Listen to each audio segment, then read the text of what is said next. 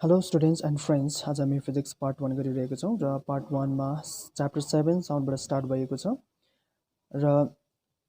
यसको कतिवटा डेफिनेसन्स अनि थ्योरी पार्टहरु चाहिँ हामीले बोर्डमा गरिरहनु अलिकति डिफिकल्ट हुन्छ सो बुकबाटै गराइरहेको छु अनि यसको न्यूमेरिकल्स अनि डेरिभेसन्सहरु म obviously बोर्डमा नै गराउने छु अनि यो साउन्ड च्याप्टर चाहिँ ICSE लाई मात्र नभएर CBSE अनि स्टेट बोर्डले पनि फलो गर्न सक्नेछन् किन भन्दाखेरि म्याक्सिमम सिलेबस उनीहरुसँग पनि म्याच गर्छ अलमोस्ट सेम नै छ र तपाईले फलो गर्नुस् र हामी स्टार्ट गर्नेछौं साउन्डको डेफिनेसन देखि sound is a form of energy which requires a medium for its propagation. That means sound चाहिँ एउटा एनर्जीकै फर्म हो र त्यो एनर्जी चाहिँ वेभको फर्ममा ट्राभल गर्छ मिडियममा र एउटा ठाउँदेखि अर्को ठाउँमा त्यो साउन्ड एनर्जी ट्राभल गर्नको लागि चाहिँ मिडियमको जरुरी पर्छ र sound cannot travel in vacuum अनि साउन्ड कसरी प्रोड्युस हुन्छ भन्दाखेरि साउन्ड इज फर्स्ट हेर्नु sound is produced when a body vibrates it reaches us through the vibrations of the particles of surrounding medium एउटा कुनै पनि बडी भाइब्रेट भयो त्यो भाइब्रेट भएको बडीले सराउन्डिङ मिडियमको पार्टिकल्सलाई पनि भाइब्रेट गर्छ र त्यो भाइब्रेट गरेर चाहिँ त्यो पार्टिकल्सले फेरि अर्को पार्टिकल्सलाई भाइब्रेट गर्दै गर्दै गर्दै एउटा डिस्टिङ साउन्ड हामीले सुन्न सक्छौं र तलपट्टि दिएको छ हामीलाई our ears are sensitive only to a limited range of frequency 20 hertz to 20000 hertz छ र ह्युमन इयरको ऑडिबल रेन्ज अफ फ्रिक्वेन्सी कति हो भनेर सोध्न सक्छ that is 20 hertz to 20000 hertz र हामीले बिलो 20 हर्ज अनि अबभ 20000 हर्ज फ्रिक्वेन्सी भएको साउन्डलाई हामीले डिटेक्ट गर्न सक्दैनौं सुन्न सक्दैनौं अनि तलपट्टि छ however the audible range of frequency of a person decreases as he gets older भनेपछि हाम्रो एज जति बढ्दै गयो हाम्रो त्यो सेन्सिटिभिटी इयरको सेन्सिटिभिटी चाहिँ डिक्रिज हुन्छ किन भन्दाखेरि lower audible range of frequency र upper audible range of frequency चाहिँ के हुन्छ डिक्रिज हुन्छ दुईटा सो हामीले चाहिँ सेन्सिटिभिटी चाहिँ बिस्तारै बिस्तारै गुमाउँदै जान्छौं लस्ट गर्दै जान्छौं र तलपट्टि चाहिँ हाम्रो फेरि the sound of frequency above 20000 hertz is called ultrasonic wave जुन चाहिँ साउन्डको फ्रिक्वेन्सी 20000 हर्ज भन्दा अबभ छ that is called ultrasonic wave and well the sound of frequency below 20 hertz is called infrasonic wave जुन चाहिँ साउन्डको फ्रिक्वेन्सी चाहिँ 20 hertz भन्दा बिलो छ that is called infrasonic wave अनि ह्युमन इयरले चाहिँ इन्फ्रासोनिक अनि अल्ट्रासोनिक वेभ दुईटालाई चाहिँ डिटेक्ट गर्न सक्दैन किन भन्दाखेरि यो इन्फ्रासोनिक अल्ट्रासोनिक वेभ चाहिँ यो रेन्ज भित्र परेन 20000 हर्ज र 20 हर्जको बीचमा परेन सो हामीले यो साउन्डलाई चाहिँ डिटेक्ट गर्न सक्दैनौं ओके र यहाँबाट हाम्रो कति टर्म्सहरु छ amplitude wavelength frequency time period यो म तपाईलाई बोर्डमा नै डायग्रामबाट एक्सप्लेन गर्नेछु र तलपट्टि हाम्रो दिएको छ wave velocity v frequency f अनि वेभलेन्थ lambda यसलाई चाहिँ के भन्छ lambda the symbol is called lambda अनि यो तीनटाको रिलेसनशिप चाहिँ के छ भन्दाखेरि v = f lambda र यो रिलेसन चाहिँ तपाईले याद गर्नुस् पछाडीपटि हामीलाई न्यूमेरिकल्स गर्दाखेरि यो रिलेसन चाहिन्छ यो रिलेसन तपाईले याद गर्नुस् अनि अर्कोपटि छ द टाइम पिरियड t अनि फ्रिक्वेन्सी f को रिलेसनशिप चाहिँ कस्तो छ भन्दाखेरि f is the reciprocal of time period भनेपछि frequency is equal to 1/t छ यो पनि तपाईले याद गर्नुस् यो पनि न्यूमेरिकलमा चाहिन्छ sound wave is also called mechanical wave and elastic wave यहाँ माथि देख्नुहुँदैछ तपाईले र मेकानिकल वेभ चाहिँ किन भन्छ भन्दाखेरि साउन्ड वेभलाई चाहिँ ट्राभल गर्नको लागि मिडियमको जरुरी पर्छ so it is called mechanical wave अनि इलास्टिक वेभ चाहिँ किन भन्छ भन्दाखेरि एयरमा जब साउन्ड वेभ ट्राभल गर्छ र साउन्ड वेभ ट्राभल गर्दाखेरि एउटा मोलिक्युल्सले अर्कोलाई हिट गर्छ अर्कोले अर्कोलाई त्यसरी हिट गर्दै गर्दै गर्दै अगाडि साउन्ड प्रोपागेट हुन्छ र त्यो फर्स्ट हिट गरेको मोलिक्युल्स चाहिँ अर्कोलाई हिट गरेर ब्याक टु द ओरिजिनल पोजिसनमा ब्याक आउँछ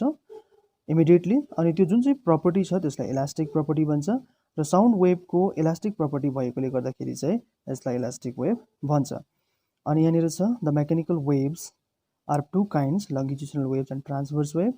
अनि लंगिट्युडिनल वेभ चाहिँ के हो भन्दाखेरि if the vibrations of particles are along the directions of propagation of the wave thus forming the compressions and refractions in the medium the wave is called longitudinal wave र wave जुन चाहिँ डाइरेक्सनमा propagate हुँदैछ अनि particles पनि त्यही डाइरेक्सनमा vibrate हुँदैछ भनेदेखिलाई त्यसलाई भन्छ लंगिट्युडिनल वेभ अनि यसको एक्जाम्पल दिएको छ साउन्ड वेभ्स इन एयर र यसको चाहिँ म बोर्डमा डायग्रामसँग अलिकति एक्सप्लेन गर्नेछु र अर्को चाहिँ हाम्रो transverse wave the longitudinal waves transverse wave कहाँदेखि छ on the other hand if the medium particles vibrate normal to the directions of propagations of the wave forming crest and troughs the wave is called transverse wave र transverse वेभमा चाहिँ wave जतापट्टि propagate हुँदैछ particle चाहिँ त्यसको perpendicular डाइरेक्सनमा चाहिँ के हुन्छ भाइब्रेट हुँदैछ भने त्यसलाई चाहिँ भन्छ ट्रान्सभर्स वेभ अनि हाम्रो डिफरेन्स छ यहाँनिर difference between the light and sound waves अनि डिफरेन्स के छ भन्दाखेरि हामीले हेर्नुपर्छ यो आउनु सक्छ these are the electromagnetic waves light wave चाहिँ इलेक्ट्रोम्याग्नेटिक वेभ्स हो अनि साउन्ड वेभ्स चाहिँ these are the mechanical waves number 2 मा छ they can travel in vacuum light भ्याक्युममा ट्राभल गर्न सक्छ whereas sound cannot sound travel गर्न सक्दैन they require a material medium for propagation they cannot travel in vacuum अनि number 3 मा छ speed the speed of light waves is very high जुन चाहिँ छ म्याक्सिमम 3 × 10⁸ मिटर पर सेकेन्ड अनि साउन्डको छ the speed of sound wave is low which is 330 metre per second in air जुन चाहिँ लाइटको भन्दा एकदमै कम्ती छ अनि हामीले सिधै 5 को हेर्दा हुन्छ दिस वेभ्स आर ट्रान्सभर्स यो वेभ चाहिँ ट्रान्सभर्स हुन्छ ट्रान्सभर्स भनेको अघि तपाईँले डेफिनेसनबाट बुझिहाल्नुभयो in air this waves are longitudinal र डिफरेन्स चाहिँ तपाईँले 1 2 3 अनि 5 गर्नुभयो भने हुन्छ now reflection of sound waves sound waves पनि लाइट वेभ जस्तै कुनै पनि अब्स्ट्याकल भेट्यो भनेदेखिलाई रिफ्लेक्ट हुन्छ र यसको प्रपर डेफिनेसन छ the return of A sound wave on striking a surface such as wall, metal sheet, plywood, etc. back in the same medium र एउटा साउन्ड यहाँबाट स्टार्ट भयो र साउन्ड गयो र एउटा अब्स्ट्याकल भेट्यो यहाँ अगाडि अब्स्ट्याकल भेटेर चाहिँ त्यो स्ट्राइक गरेर ब्याक टु द सेम मिडियममा फेरि रिटर्न ब्याक भयो भनेदेखिलाई चाहिँ त्यसलाई चाहिँ भन्छ रिफ्लेक्सन अफ साउन्ड वेभ र हाम्रो तलपट्टि छ इकोको डेफिनेसन एकदम इम्पोर्टेन्ट तपाईँले गर्नैपर्छ the sound heard after reflection from a distant obstacle after the original sound has ceased र एउटा साउन्ड तपाईँहरूले एउटा साउन्ड निकाल्नुभयो र त्यो साउन्ड चाहिँ एउटा डिस्टेन्ट अब्स्ट्याकलमा गएर स्ट्राइक भएर फेरि त्यो साउन्ड चाहिँ ब्याक आएर तपाईँले सुन्नुभयो तर ओरिजिनल साउन्ड चाहिँ टोटल्ली सिज भएको हुनु पऱ्यो त्यो साउन्ड सुन्नुभयो भनेलाई that is called echo conditions for hearing and echo अनि इको डिस्टिङ्क्टली सुन्नुको लागि हामीलाई कतिवटा कन्डिसन्स दिएको छ त्यो कन्डिसन्स हेर्नेछौँ र नम्बर 1 मा छ the minimum distance between the source of sound and the reflector in air must be 17 metre र मिनिमम डिस्टेन्स एयरमा चाहिँ